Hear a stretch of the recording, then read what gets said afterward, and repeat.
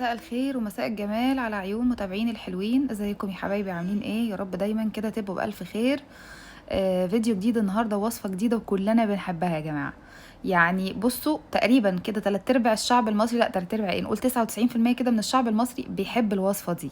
وبتتباع من التوكيل بتاعها غالية جدا، وهي اصلا يعني عايزه اقول لكم سهله وجميله ولذيذه وطعمه وسهله قوي تعمليها في البيت وما فيهاش اي حاجه.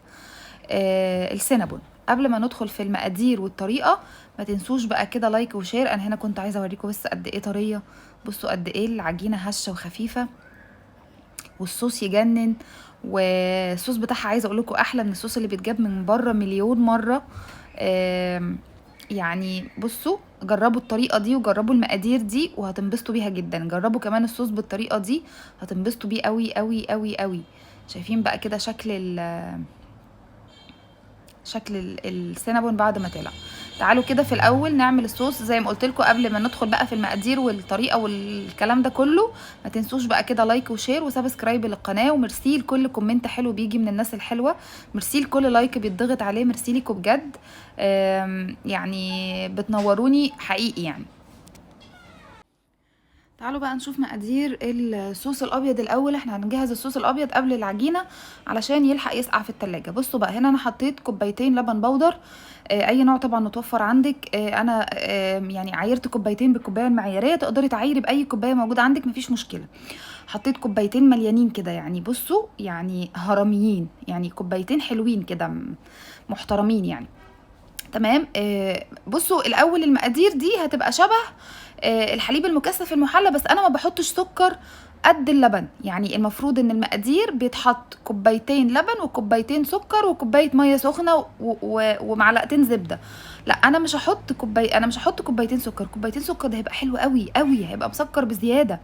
فانا بصوا حطيت يا دوب اقل من تلت الكوبايه كمان، يعني حوالي ربع الكوبايه سكر بودر.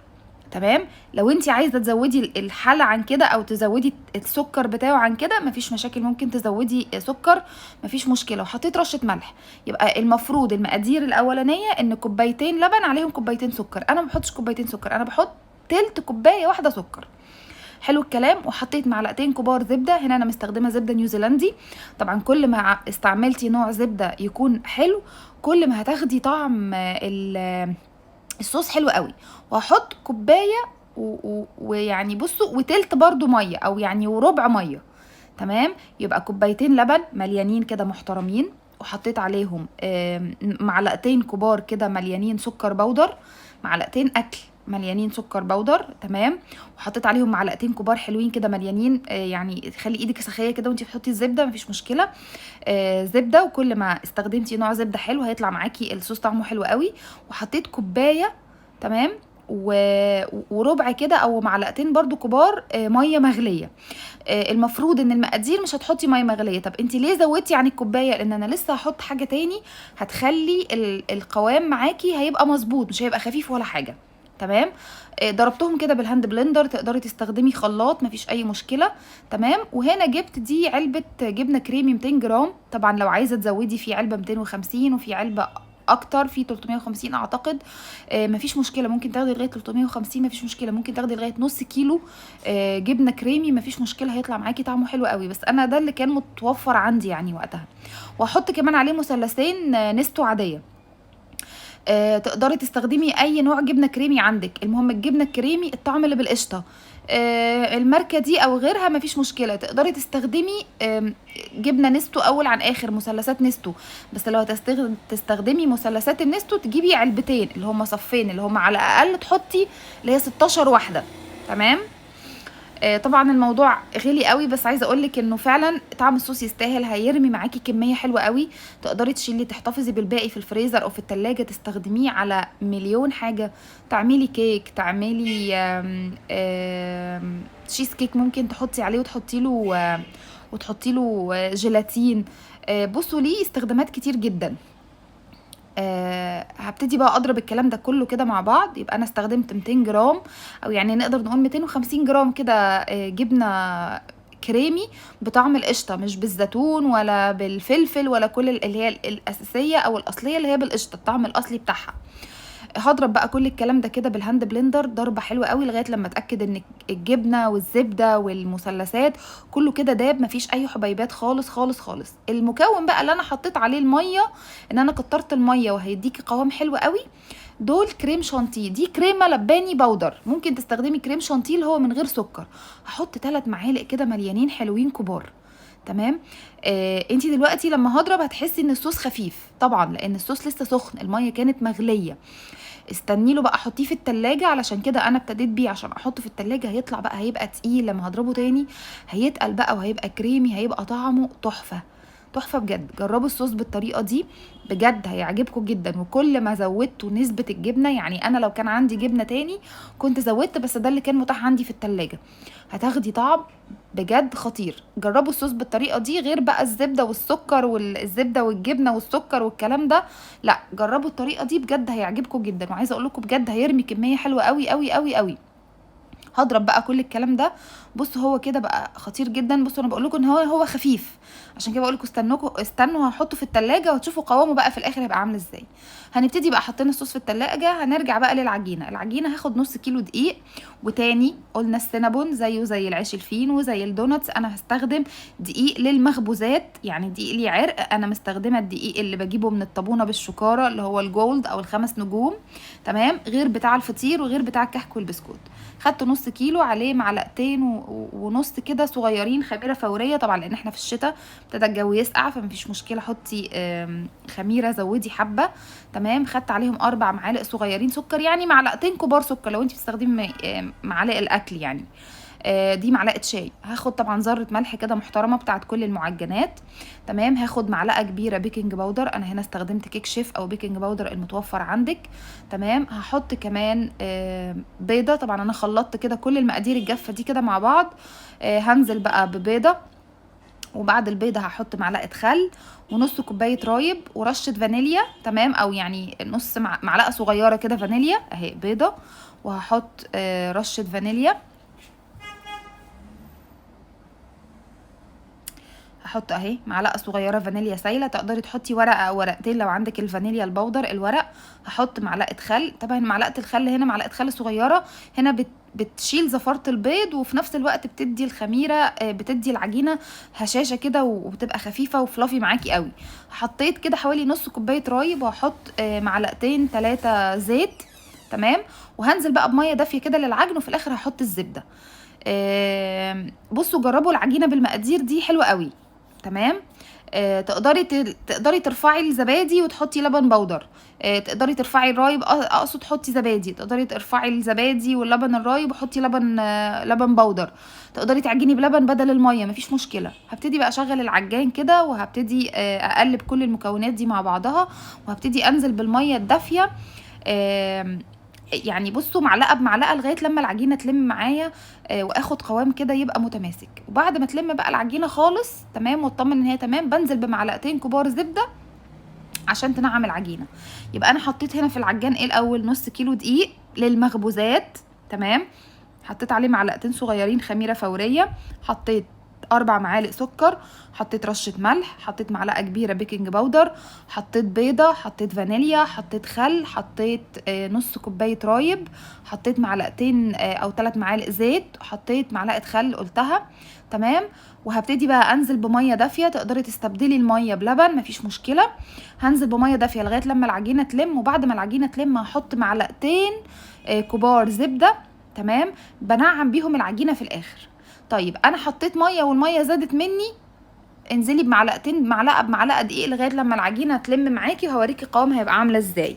طيب انا خدت مثلا العجينه ابتديت انزل بيها، طبعا انا هنا قدامك بنزل بالميه معلقه بمعلقه لغايه لما العجينه تلم معايا واخد قوام يعني طريه بس مش بتلزق. تمام.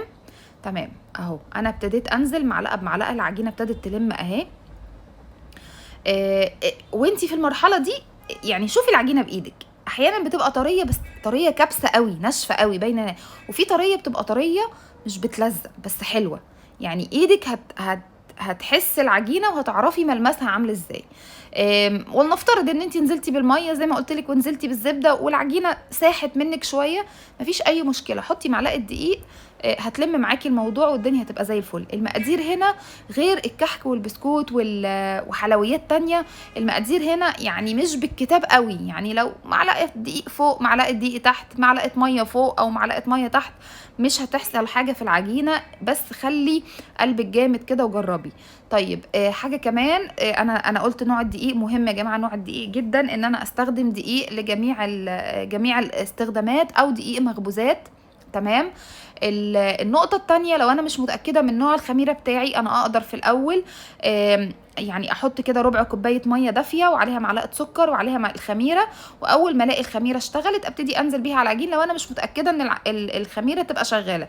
لكن لو انا متأكدة من نوع الخميرة بتاعي مفيش اي مشكلة، هنزل بيها على طول على الدقيق زي ما انا عملت هنا. في الاخر بعد ما العجينة لمت اهي، هبتدي احط بقى معلقتين الزبدة، وهبتدي بقى، انا حسيت ان هي يعني يابسة شوية.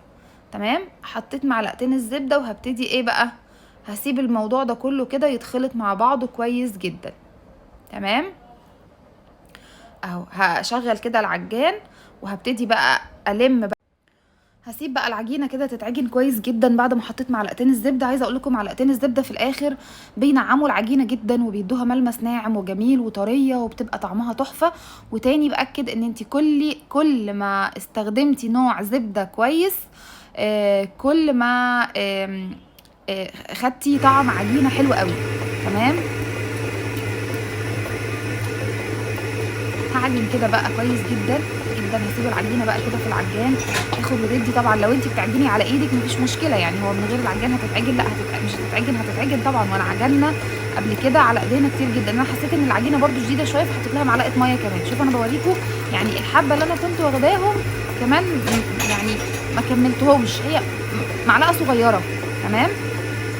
على ايدك هتفضلي تعجني على ايدك، وعجنا مع بعض على ايدينا كتير جدا. لو تشوفوا الفيديوهات القديمه عجنا كتير جدا سوا على ايدينا. بصوا بقى، شايفين منظر العجينه بجد؟ يعني عايزه اقول لكم تجنن. بصوا يعني حلوه قوي. شايفين اهي العجينه طريه، شايفين عامله زي اللبانه. طبعا نوع الدقيق مش بتلزق. نوع الدقيق مهم جدا يا جماعه عشان تاخدي منتج محترم. نوع الدقيق مهم جدا. تمام. طبعا انا هغسل ايدي كده قبل ما امسك البكره بتاعه الاسترتش. هغسل ايدي كويس عشان بس الدنيا ما تتبهدلش كنوع من النظافه. يعني ما ينفعش تبقى ايديا فيها اي حاجه، اي زبده او اي حاجه، وهرجع وهمسك اي حاجه بايديا. تمام. غطيتها بقى وهركنها كده لغايه لما تخمر. بصوا هنا بقى خمرت ازاي. هنا بقى كنت هجهز الخلطه اللي هحشي بيها السينابون، اللي هي ايه، هاخد معايا يعني 3 معالق قرفه كده مليانين حلوين، طبعا على قد كميه العجينه اللي انت عاملاها، وفي نفس الوقت على قد ما انت بتحبي القرفه كتير ولا قليل. هحط عليهم معلقتين سكر بودر. تمام. يعني دول تقريبا كده بعد ما حطيت التناتيش دي معلقتين كده يعني مليانين حلوين كده سكر بودر. تقدري تقللي او تكتري زي ما انت عايزه. تقدري تستخدمي سكر بني لو عندك، بس انا عشان مش متوفر عندي سكر بني فهبدل السكر البني ده بايه، في عسل اسود اهو جنبنا. هحط كده رشه عسل اسود في الاخر. تمام. هنا كده بقول لكم ان انا هحط العسل الاسود في الاخر. جهزت بقى صواني هنا. تقدري تحطي في صينيه عاديه، تقدري تحطي في الصواني الفويل دي مفيش مشكله. بصوا العجينه بقى كبرت كده وقلبظت وتخنت وبقت جميله. بصوا ده دليل ان الخميره انا سبتها لما زادت اكتر من الضعف، يعني الخميره اشتغلت خدت ودت معاها. تمام. هحط كده رشه دقيق سخيه على الرخامه او على الكاونتر قدامي او على اي مكان انا هفرد عليه. تمام. وهبتدي انزل العجينه كلها حته واحده طبعا عشان هي صغيره. ف يعني بصوا مفيش يعني سهله، يعني هي مش هتاخد مكان كبير. لكن لو انت مثلا عجنه كميه كبيره وحسيتي ان المكان قدامك مش هيكفي انك تفردي العجينه كويس، اقسميها على نصين مفيش مشكله. طيب هنا اديها رشه دقيق كده، وهبتدي اديها نوعا ما هساعد بايدي كده ان هي تاخد شكل مربع وهفردها كويس. طب ولنفترض ان في ناس، مع ان كلمه سينابون او سينامون رول اللي هي جايه من قرفه، طب انا في ناس ما بتحبش طعم القرفه، ينفع اعمل فكره السينابون والرول والصوصات والقصه دي بس مش بالقرفه؟ طبعا ينفع. هعمل ايه، هجيب النسكويك اللي هو بتاع الاطفال، المشروب بتاع الاطفال الكاكاو المحلى ده، بس في الحاله دي مش هحط سكر، هستخدم النسكويك بس عشان هو عليه سكر، هو متحلي جاهز. او لو انا ما عنديش نسكويك وعندي كاكاو خام عادي، هجيبه هقلب عليه معلقتين 3 سكر كده. تمام. سكر بودر. وهفرد نفس اللي هعمله دلوقتي هعمله هو بالكاكاو، بس هبدل الخليط اللي قرفه وسكر هحطه كاكاو وسكر. تاني لو انا هستخدم نسكويك بتاع الاطفال المحلى جاهز ده يبقى انا مش هحط سكر، لكن لو انا مش هستخدم كاكاو خام عادي اسباني يبقى هحط بدل القرفه هحط كاكاو وهحط السكر عادي زي ما هو. تمام تمام. لغايه كده انا فردت العجينه بسمك. خدي بالك ما يبقاش رفيع قوي قوي رقيقه يعني ورقه، ولا تخين مقلبص لان هي لسه هتخمر تاني. تمام. هجيب هنا كده معلقتين زبده. انا مش عايزه طبقه الزبده تبقى يعني مش عايزه اقول لكم مش عايزه تبقى كتيره، يعني مش عايزاها تبقى كتيره لدرجه ان انا لما الف الرول على بعضيه ويستوي الاقي الطبقات فصلت من بعض بعد كده. انا عايزه يا دوب بس حاجه بسيطه انا بدهن بيها وش العجينه علشان لما احط الخليط القرفه والسكر يلزقوا على العجينه. تمام. يعني ما تكوميش زبده. انا زمان كنت بحط زبده، طبقه زبده محترمه، وكنت ارجع اقول هي ليه الطبقات فاصله من بعض؟ لان هي بتورق العجينه. لما بحط زبده كتير بتورق العجينه. انا مش عايزاها تفصل، انا عايزه يبقى شكل السنابونيه كده محترم كده، واقفه فاصله، يعني واقفه كده على حيلها، ما يبقاش مخلعه من بعضها، ما تبقاش فاصله من بعضها. فلذلك انا هستخدم يا دوب طبقه رقيقه من الزبده، بس مجرد ان هي تبقى زي ماده هلزق بيها القرفه والسكر على وش العجينه، مش اكتر من كده. تمام. هبتدي بقى ارشرش السكر والقرفه بايدك بقى، بمنخل، بايدي. انا استخدمت ايدي، ربنا مدينا ايدين عشان نستخدمها يا جماعه، مفيش مشكله. يعني ايديك نظيفه وواقفه بتشتغلي مفيش اي مشكله. تقدري بمعلقه زي ما انت عايزه. تقدري بقى في الوقت ده تكتري تقللي. عايزه قرفه كتير، عايزه سكر كتير، عايزه قرفه قليل، عايزه سكر قليل، اللي انت عايزاه في الوقت ده يرجع لذوقك انت وبتحبي الموضوع ازاي. طيب هقولك على تكه تاني ممكن تعمليها مع القرفه والسكر. عارفين بسكوت اللوتس؟ بسكوت اللوتس تجيبيه وتفرميه ناعم وترشيه مع الطبقه دي. عايزه اقولك بيبقى طعمه رهيب. تقدري تحطي مكسرات، تقدري تجرشي عين جمل كده وبندق، بس ناعم عشان ما يقطعش العجينه. يعني مش ناعم قوي دقيق ولا يبقى حبيبات كبيره، لا مجروش كده لطيف حلو زي اللي بنحطه على البيتي فور، وتحطيه على وش العجينه تحفه. هنا بقى هرش كده معلقتين عسل عشان انا ما عنديش سكر بني، مش هعرف اعمل سينابون يعني من غير سكر بني، لا هعمل عسل اسود هيديكي نفس النتيجه حلو جدا. هبتدي بقى ايه اشرب لان انا لو لفيت الرول والقرفه والسكر كده زي ما هما بودر، بمجرد ما هاجي اقطع كل ده هيقع على الرخامه. فانا عايزه امسك الموضوع كله يبقى جوه بعضه كده ممسوك زي العجينه، علشان لما الف واقطع الحشوه ما تسقطش من بين طبقات اللفه بتاعه السينابون. تمام. خدوا بالكم ان انا موصله الحشوه لكل طرف في اطراف العجينه. انا مش عايزه حته من العجينه ابقى بقطمها او باكلها ما يكونش طايلها خلطه، ما يكونش طايلها قرفه. لا انا عايزه كل قطمه اكلها ابقى بستمتع بطعم القرفه والعسل والسكر والميكس ده كله مع بعضه. تمام تمام. لذلك انا هتاكد ان انا فردت كل القرفه والسكر على كل حته من العجينه طبعا. وفي الاول انا غطيت كل حته من العجينه بالزبده علشان ابقى ضامنه ان كله هيبقى لازق على سطح العجينه، مفيش حاجه هتقع، مفيش حاجه هتفك مني، الدنيا معايا تبقى كويسه. تمام كده انا خلاص لفيت. طيب انا هنا شوفوا لو تلاحظوا انا لفيت من الجنب اللي هو هيبقى طويل في اللف عشان اخد عدد رولات اكتر، عشان قطعه السينابون كده تبقى بصوا تبقى حلوه كده ماسكه نفسها. يعني احس ان انا باكل قطعه سينابون مش زي اللي بنجيبها من بره. يا جماعه احنا عاملينها في البيت، فعايزين ناكل حاجه محترمه، يعني حاجه بقى بيتي بعمايل ايدين بيتي، فاحس ان انا باكل حاجه ريتش كده غنيه متمونه زي ما بيقولوا حلو بقى بيتي بقى، يعني مش شغل سوق. تمام.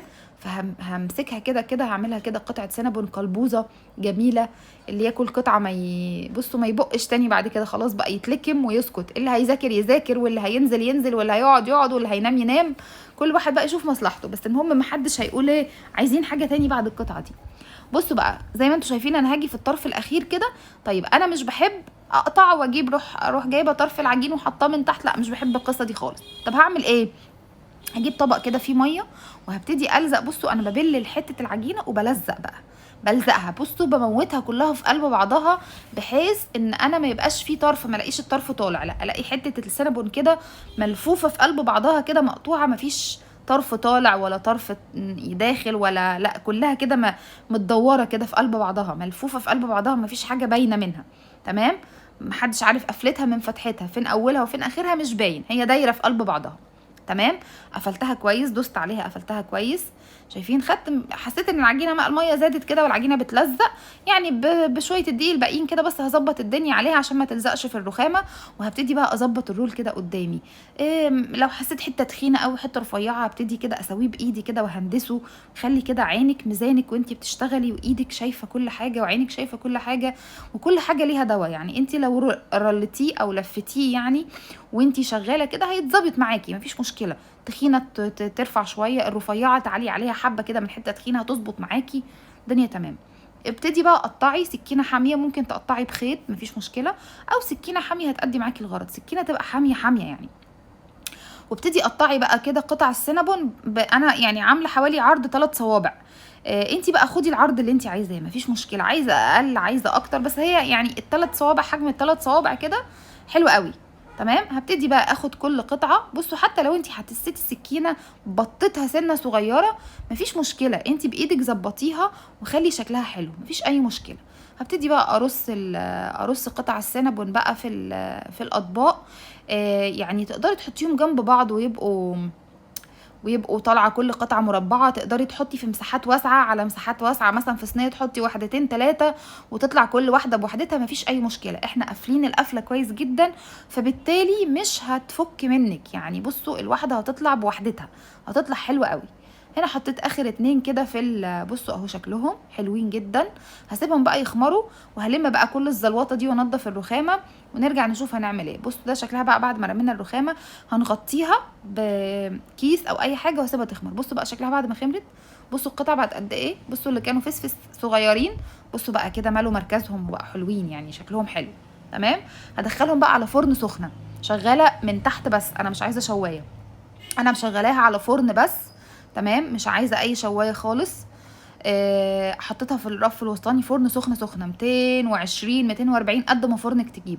بصوا بقى الصوص بعد ما طلعنا منه من التلاجة، بصوا تقل ازاي. هبتدي بقى اضربه.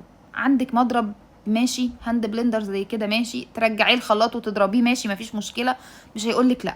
تمام. هضرب بقى فيه لغايه ما بصوا هلاقي القوام اتضاعف. ليه بقى القوام هيزيد؟ لان انا حاطه كريم شانتيه. بصوا حاطه كريم شانتيه فهتنفش بقى هتزيد. وفي نفس الوقت طعم الجبنه وطعم اللبن عايزه اقول لكم حلو جدا يا جماعه. بجد جربوا الصوص بالطريقه دي هتنبسطوا منه على الاخر. هتاكلوه مش بس على السينابون، عايزه اقول لكم يعني هتاكلوه كده بالمعلقه. هتعملوا كيك ممكن تحطوا على وش الكيك، هتعملوا تشيز كيك ممكن هتعملوا اي معجنات وانتوا حابين تغيروا في طعمها. عايزه اقول لكم تقدروا تحطوا كده على وش اي حاجه وهتاكلوه طعمه حلو قوي. طبعا هضربه ضربه كده محترمه، يعني ضربا مبرحا حتى يستغيث. هضربه لغايه لما يبقى فلافي كده وكريمي وخفيف وحلو وطعمه حلو. عايزه اقول لكم الزبده كمان مدياله طعم غني واللبن البودر. عايزه اقول لك ان كل ما استخدمتي نوع لبن بودر يكون حلو محترم هتاخدي طعم صوص تحفه. كل ما استخدمتي نوع جبنه حلو ومحترم هتاخدي طعم صوص تحفه. كل ما استخدمتي نوع زبده حلو هتاخدي طعم صوص تحفه. خلينا نتفق اتفاق ان كل ما استخدمتي خامات ومنتجات يعني خامات جيده هتاخدي منتج محترم. لكن مش هجيب حاجه طبعا الحاجه غليت وربنا يكون في عون الناس كلها. يعني لو انت اضطرتك الامور يعني تستخدمي البدائل او الحاجه الارخص مفيش مشكله.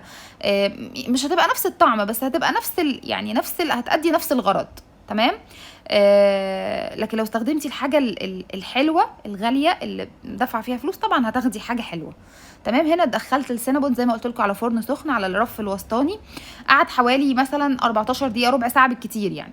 خد اللون الحلو ده. انا ما شغلتش الشوايه عليه، انا سبته لغايه لما استوى كده. هبتدي بقى وهو طالع سخن هبتدي احط كده معلقه من الصوص، مش معلقه يعني بصوا يعني بغطي وشه بس اسقه زي ما بيقولوا، من الصوص الابيض ده. تمام. علشان العجينه بقى في الوقت ده بتبقى طالعه، لو حطيت ايدي عليها تلاقوها ناشفه. هبتدي بقى احط لها الصوص ده. تمام. هتتشرب بقى من الصوص ده وهتطرى وتشرب من الصوص ده هيبقى طعمها تحفه. اول معلقه دي تكه مهمه جدا في انك تاخدي وتعملي سينابون محترم. يعني بعد ما حطيت المعلقه دي سيبيه بقى يهدى شويه، سيبيه حبه كده بتاع ربع ساعه كده ولا حاجه. بصوا بعد ما هدي شايفين اتشرب الصوص نزل، السينابون شرب من الصوص. هبتدي بقى حطي صوص زي ما انت عايزه، غرقي بقى السينابون صوص. حطي بقى صوص ابيض طبعا، كلنا بنعشق السينابون بالصوص الابيض. تقدري تحطي صوص كراميل، تقدري تحطي شوكليت، تقدري تحطي ميكس كراميل وشوكليت، تقدري تحطي كريز، تقدري تحطي بلوبيري، تقدري تحطي لوتس، تقدري تحطي مكسرات اللي انت عايزه تستخدميه. انا هنا حطيت يعني، بس هي اللقطه دي تقريبا الكاميرا ما كانتش بتصور، بس انا كنت عامله لكم فيديوهات يعني فيديو قبل كده السينابون بصوص كراميل وبصوص شوكليت، وكاتبه لكم مقادير الكراميل والشوكليت والطريقه كمان موريها لكم هتعملوه ازاي. وقريب هعمل لكم صوص الكراميل والشوكليت قريب جدا مع بعض. ولو انتم موافقين نعمل حلقه كده صوصات اكتبوا لي في الكومنتات وهعملها لكم. بصوا بقى غرقت يعني بصوا مليت الطبق صوص يا جماعه. احنا عايزين يعني نغرق في الصوص، يعني اللي ياكل ياكل كده محترم. حطيت بقى شويه عين جمل مجروشين، طبعا اكتر حاجه بتليق مع السينابون عين الجمل والبيكان، بس البيكان عالي قوي، سعره عالي قوي. تمام، حطيت العين الجمل تقدري تحطي بندق لو بتحبي، مفيش مشكله. هنا بقى كنت فاكره الكاميرا بتصور لكن ما كده يعني كانت الدنيا واقفه. حطيت بقى كراميل وحطيت كريز وحطيت مكسرات وحطيت لوتس وحطيت، ممكن تحطي بلو بيري اللي انت عايزاه. عايزه اقول لكم بقى طعم السينابون باللوتس خطير ملوش حل. طبعا كلهم احلى من بعض. هاخد بقى هغرف وهوريكم قد ايه العجينه طريه وجميله وهشه ومش مستاهله ان انت تشتريه من بره. يعني بصوا، يعني عايزه اقول لكم ممكن يبقى احلى من التوكيل نفسه. بصوا خطير بجد، جربوه بالطريقه دي وبالعجينه دي بالمقادير دي بالصوص الابيض ده ومش هتندموا. ولو جربتوه اكتبوا لي في الكومنتات ايه طعمه، عجبكم ولا لا، او لو حد عمله فعلا بالصوص ده يكتب لي بقى ايه الاخبار. اخبار العجينه بصوا قد ايه هشه، قد ايه جميله. طبعا مهم جدا انك تستخدمي دقيق خاص بالمخبوزات. يا رب يكون الفيديو عجبكم، واشوفكم بقى الفيديو الجديد. ما تنسوش بقى لايك وشير وسبسكرايب للقناه. باي باي.